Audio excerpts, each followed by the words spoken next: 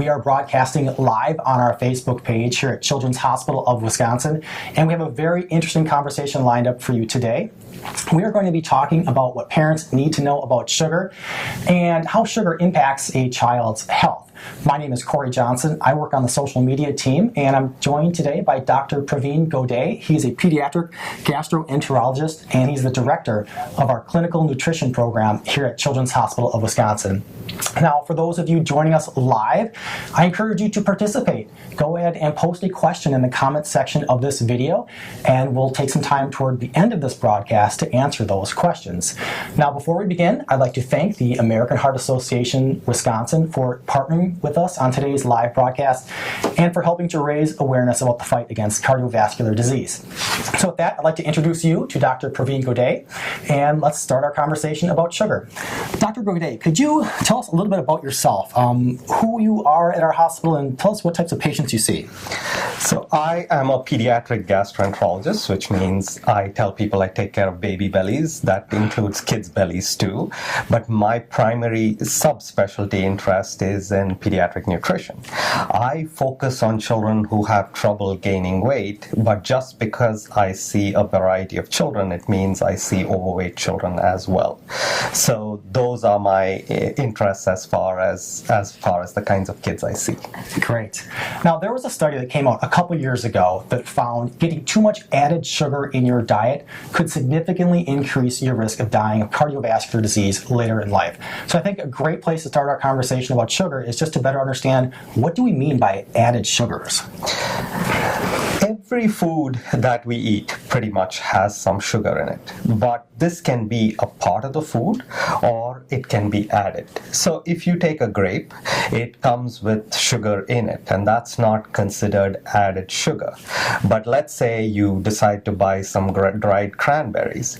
Typically what happens is they tend to sweeten it with added sugar, and that's what we're talking about when we mean by added sugar. The reason this is so important is, let's take a child who needs 1,000 calories a day in order to grow properly. This child, if he or she eats a broad variety of things, then he or she gets the 1,000 calories and gets all the other nutrients that he needs in order to grow well.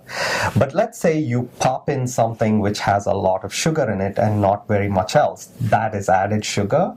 This then means this child needs to eat 1,000 calories of the balanced diet, and then he or she is going to get another 100 calories from the sugar. The typical example that we see in our day-to-day practice is a kid that drinks sugar-sweetened beverage such as chocolate milk, say, or a Coke, or some sort of juice. So these kinds of things tend to contribute to the child's weight without actually contributing to the child's health. So that is the problem with our added sugar. Very interesting. Now, there are probably a lot of different types of foods that contain added sugar. Is that right? And I know we have a bit of an illustration today to talk about what some of the sugar might look like in some different foods. So let's take a minute and take a look at what we have up here. Now, can you describe, what are we looking at right there? Here we are looking at a few things that are of interest. Here is a yogurt. It's the Yoplait Original Cherry Yogurt. One container contains about 6 sugar cubes, as you can see. Not all of this is added sugar. Some of this is from the milk sugar, but clearly some of it is from sugar that's been added to the container. And that's the bad part.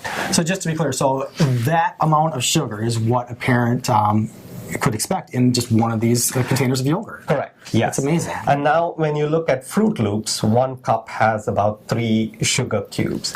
And in this case, most of this is going to come from the sugar that's been put into the packet, because one would not expect very much sugar to be in Fruit Loops otherwise. And finally, and most worrisome, most children get their extra sugar from juices. And here's a Capri Sun, 1 pouch contains 7 sugar cubes, and that is honestly frightening. Now, as a parent myself, I know there's a lot of temptation to use juice as a drink to give your child, and it's really amazing to actually see how much sugar might be in the juice that I'm giving my child. It's amazing. So juice is an important beverage for all the wrong reasons. And the issue is there is a distinction between 100% juice and what is not 100% juice. The worry is, if you look at what the American Academy of Pediatrics says, they say that a child between the ages of 1 and say 4 or 5 can get 4 to 6 ounces of 100% juice. But none of the other juices are recommended. For example, the Capri Sun that I just showed you is not 100% juice. My own theory is, if you want your kids to get fruit juice, you're better off giving them the fruit than giving them the fruit juice. And this is one place where I would disagree with other guidelines, such as from the American Academy, and say that a zero fruit juice is probably the best for our children. And as a parent, what should I be looking for if I'm at the grocery store and I'm looking at a food label? Are there ways to tell if they're added sugars? Do they come by different names? There are two things I'd like to emphasize. One is the FDA is now considering a change to the food label. So hopefully in a year we will have a little column on our little food chart which says that this is added sugar, this many grams, which will help people. At this point, it's not on the food label. So what we need to look for are things such as dextrose, sucrose, honey, fructose, high fructose corn syrup. There are many names by which sugar goes by, and all of these are added sugars. Okay. Help me better understand how a child's body processes sugar. Help me understand how that works. This is a very important concept. If you grew up about 20 years ago, there was a major problem with fat. Everybody thought that fat was the major culprit in all of our problems. And that led to low-fat alternatives to everything. And the problem with low-fat alternatives is that they tend to up the sugar and the salt in a way to keep the taste good, but then you are getting a lot more sugar. So there are 3 macronutrients that we all need. We need carbohydrates, which can be either starches or sugars. We need protein, and we need fat. And we need a balance among all of these things. There is a present day tendency to think that all protein is good and as much protein as you get is good for you. That's probably not necessarily true. So we should all aim for what we consider a balanced diet, including some carbohydrate, some fat, and some protein.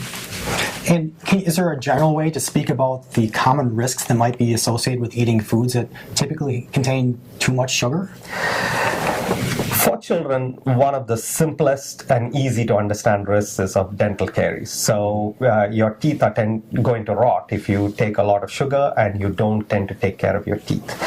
The other problem, which I outlined before, is when you start getting sugar or sugary foods, they tend not to contain the other micronutrients that we need, and this tends to make a child overweight. The third big problem is added sugar seems to increase the risk of inflammation. Inflammation ultimately is associated with heart disease, and so that's the problem that we are trying to prevent by cutting out some of these added sugars from our diet. That's really insightful. And for those of you watching us live on Facebook, please go ahead and post a question in the comment thread of this video. We'd love to hear your feedback, and click the like button and let us know that you're listening. And Dr. Goday will take an opportunity at the end of this broadcast to answer your questions.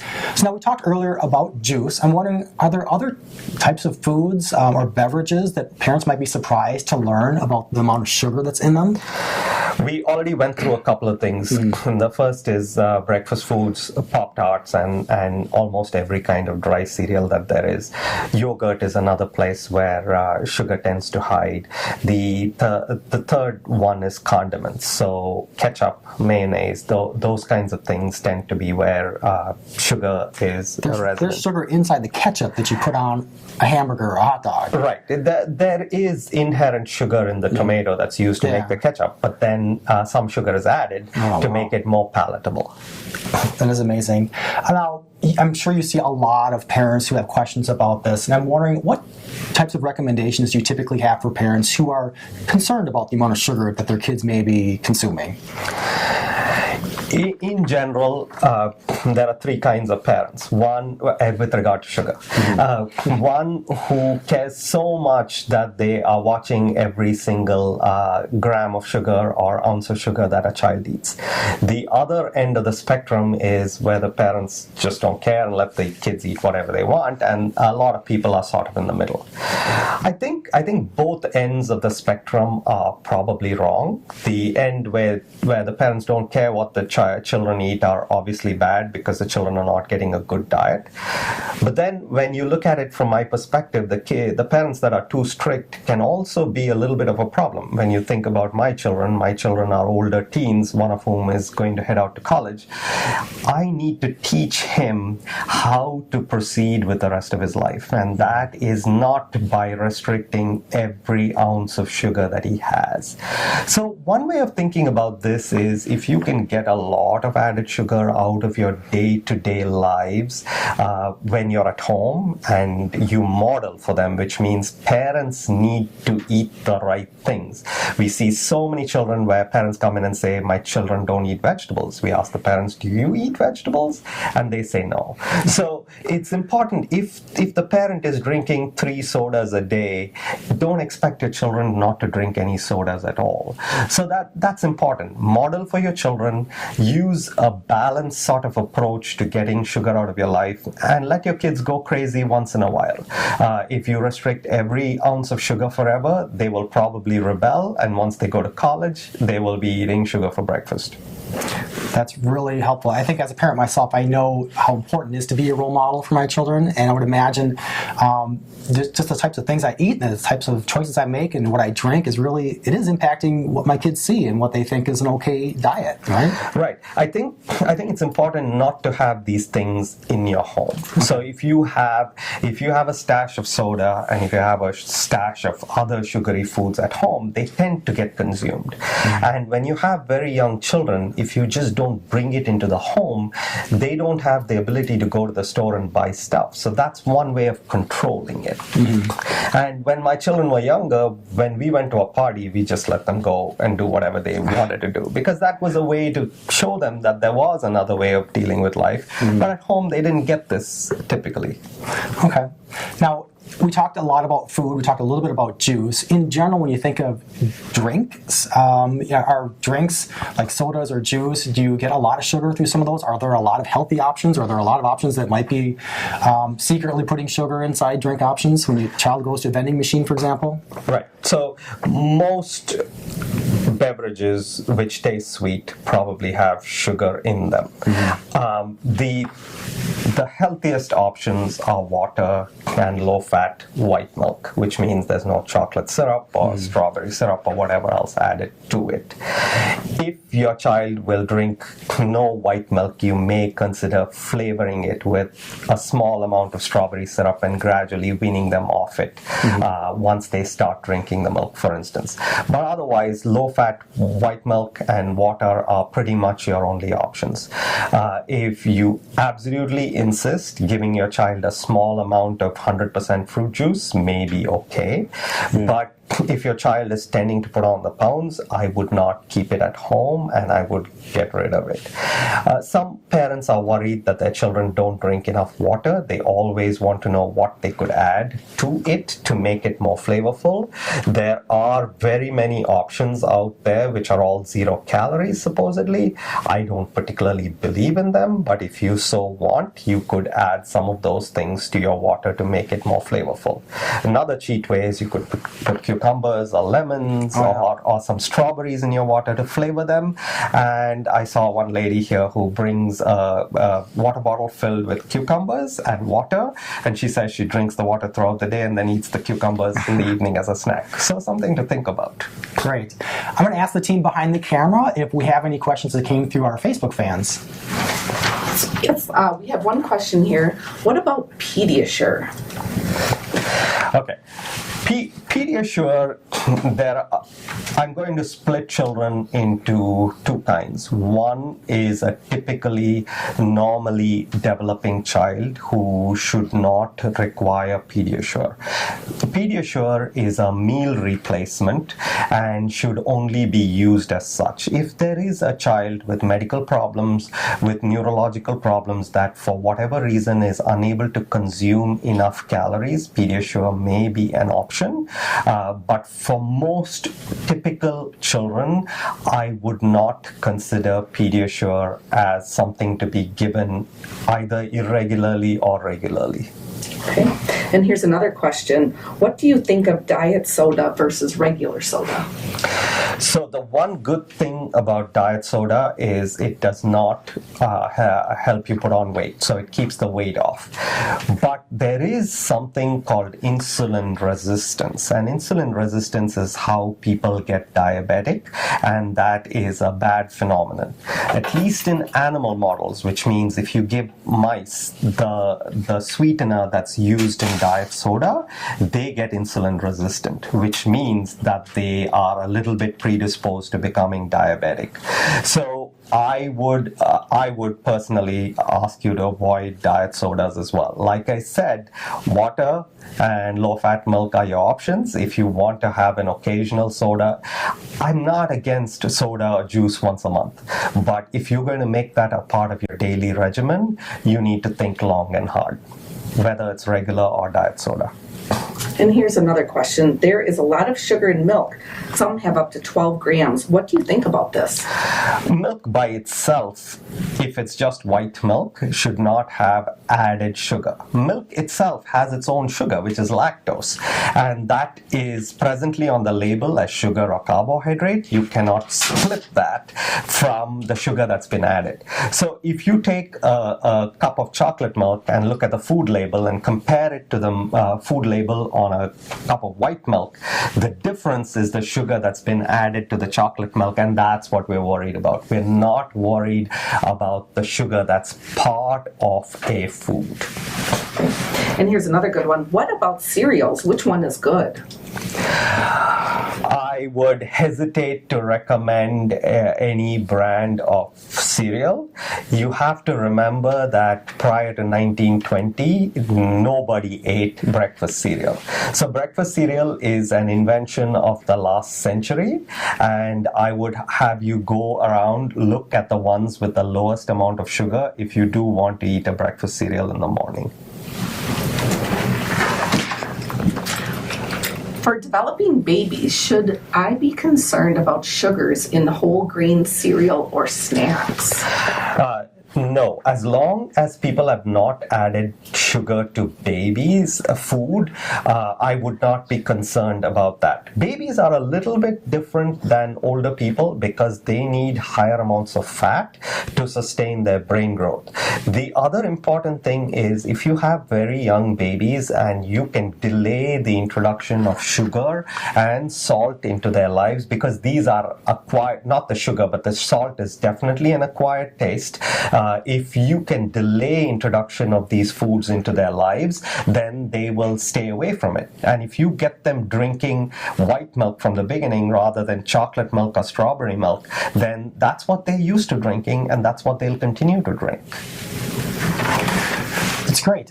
Now, for parents who might still have questions about this, is their pediatrician a good resource for them, or what should they do if they still have questions? Absolutely. The other thing is if they continue to ask questions below this particular broadcast, I will go through them tonight and see if there are any others that I feel like should be answered, and I will try to give reasonable responses. That sounds great. Now, do you have any final thoughts or words of recommendations for parents who might be watching this broadcast? I think balance in life is very, very important. I think if you eat very little processed food, you're not going to get very much added sugar at all. But at the same time, we live in the 21st century, and when your children leave the home, they will have access to a whole bunch of foods. So you will need to teach them how to live for the rest of their lives by setting a good example. So that's the way I'd like to close. That's great. Wonderful advice. advice. Dr. Korre Johnson, thank you so much. And thank you everybody for joining us today on Facebook. Thank you. This was fun.